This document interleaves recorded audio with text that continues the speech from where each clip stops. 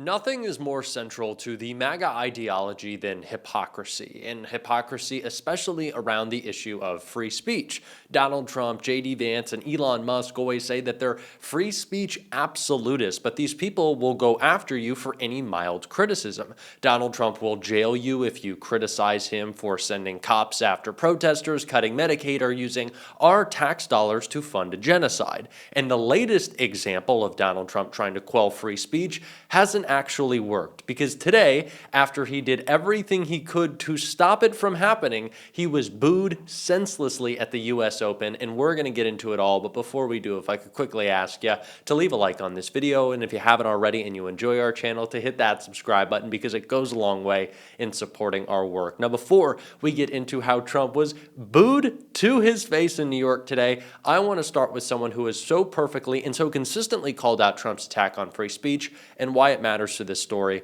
That's Jamie Raskin right here. Protectors of free speech, but they only want to protect speech they agree with. In the UK, Mr. Farage is openly promoting the abolition of the Human Rights Act of 1998 to be replaced with a British Bill of Rights that limits the right of free speech to British citizens and legally sanctioned residents. He complains that racist threats against immigrants are not protected free speech, while he proposes to strip migrants, tourists, and perhaps even visiting American congresspeople of any free speech rights at all. I had my own close encounter with that when Mr. Farage and his team presented for more than an hour in a conversation we had about free speech. And after 3 minutes of talking, he cut me off and terminated the meeting because he didn't like what I was saying. That's the kind of free speech he's committed to. There is a free speech crisis in America today, but there's no free speech crisis in Britain. UK Prime Minister Keir Starmer has not shut down GB News, where Mr. Farage has his own show, just because Mr. Farage has used his airtime to call for banning peaceful protests that he disagrees with. No one has stopped him from going on Russian TV 17 times and saying also and repeating that the one world political leader he most admired was Vladimir Putin, even though Vladimir Putin is a war criminal and a dictator who has regularly interfered in other countries' democratic elections. No one has stopped Mr. Farage from parroting Putin's absurd talking points, like when Farage claimed that NATO, the U.S. and Britain, provoked this war in Ukraine. For a man who fashions himself as some kind of a free speech martyr, Mr. Farage seems most at home with the autocrats and dictators of the world who are crushing freedom on earth.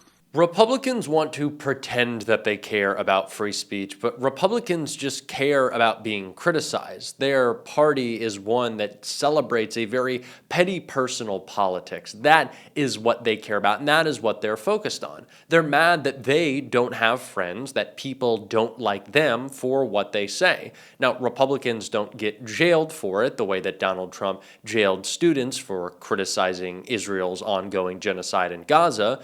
But of course, they don't care. They think that those things are the same. They think the state trying to suppress your voice through intimidation is the same as you not having a buddy because you're a weird freak who's a bigot like Donald Trump and J.D. Vance, but that's not the same. And we saw that attack on free speech, Donald Trump trying to intimidate anyone into bending into his will, happened before the U.S. Open, what Donald Trump attended today, and it's very important that we check out what he tried to stop happening before we see him get booed.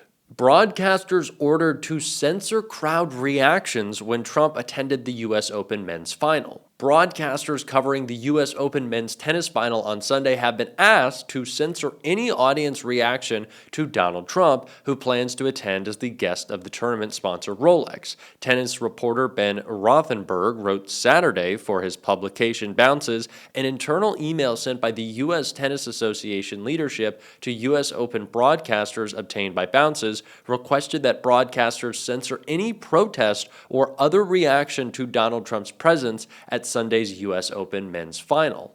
It's nice to know that Donald Trump understands how unpopular he is, that in advance his administration is working to stop the boos, but it's not good that in advance his administration is working to stop the boos. This is fascistic. that he wants to control a tennis broadcast so the world doesn't see how much we all hate him, especially in his home city. Like, Donald Trump wants to control every aspect of your life. That is what MAGA is about. But although the broadcast might have covered up the boos a little bit, inside Arthur Ashe Stadium, you could surely hear them.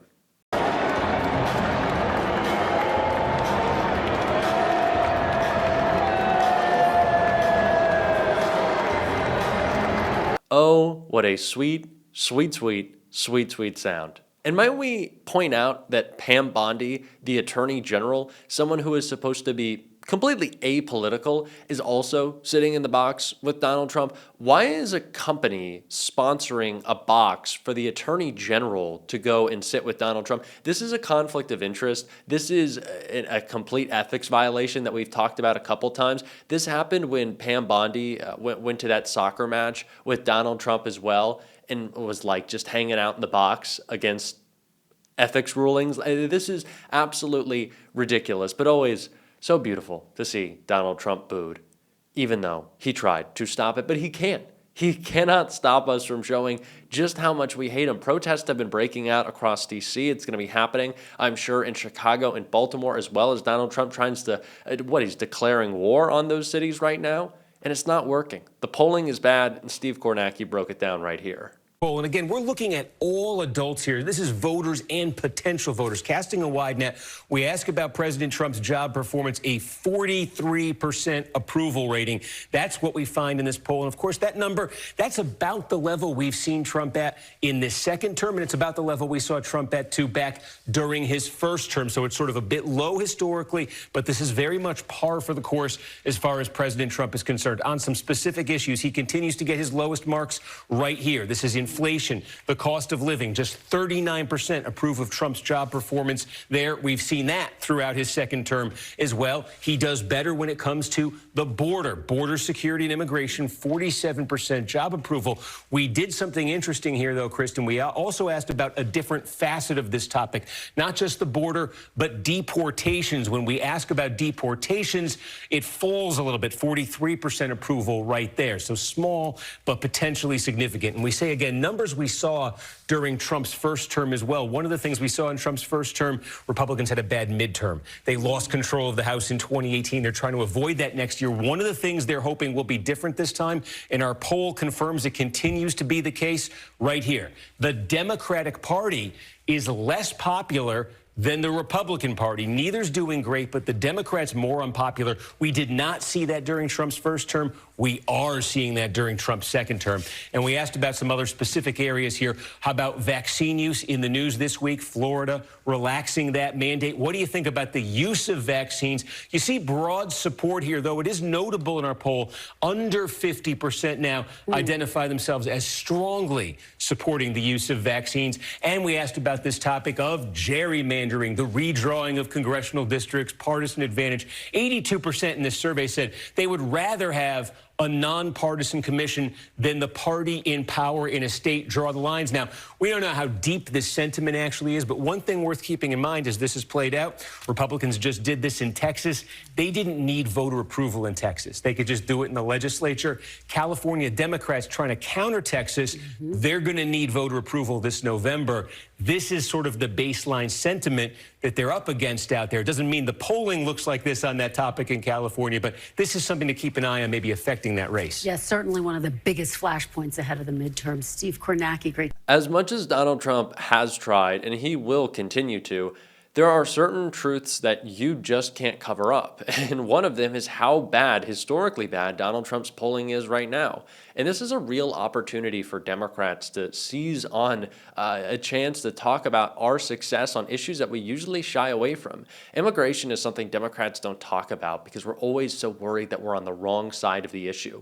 Well, if you believe what you're saying, if you believe your policies will have the best outcomes, then you should talk about them. I don't know. That doesn't seem like a crazy idea. I don't know why we always have to, cede this issue to Republicans or say, oh, well, they praised our immigration policy, so it must be good. No, don't do that ahead of time. Actually make the case for what you support, especially when Donald Trump is so underwater, even on an issue that he has always been popular with, immigration. Now is the time to talk about it. And now is the time to talk about how sending the National Guard into cities that crime has dropped to historic lows is not a long-term plan, but instead a political stunt by Donald Trump to establish a police state.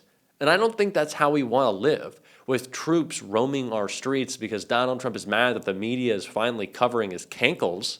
No, use this as an opportunity. Do not shy away from him.